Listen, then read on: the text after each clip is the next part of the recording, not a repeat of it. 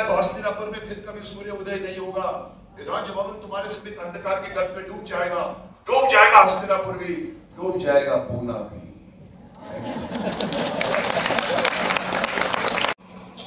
आदि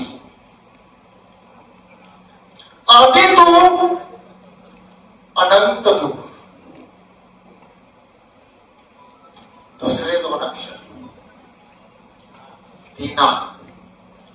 ती पहिले म्हणजे दिवस दीन तू, दीन दयाळ तू, दुसऱ्यातले ती दुसरे आहे म्हणजे गरिबांचा दयाळ। दीन तू, दीन दयाळ तू, पुढचे दोन अक्षर नाथ, आणि नाथ या शब्दाला मराठीत सुंदर असा समानार्थी शब्द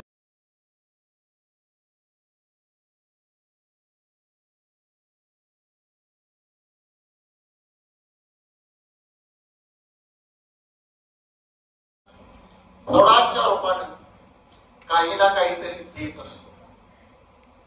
आणि हीच भावना आपल्या समोर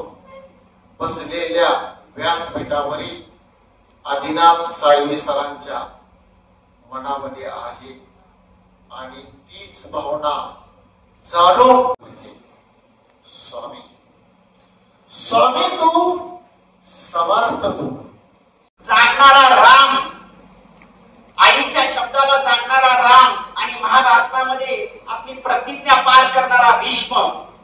याशिवाय तिसरं उदाहरण आपल्याला पाहायला मिळत नाही, ज्यांनी जीवनामध्ये अगदी सर्वस्व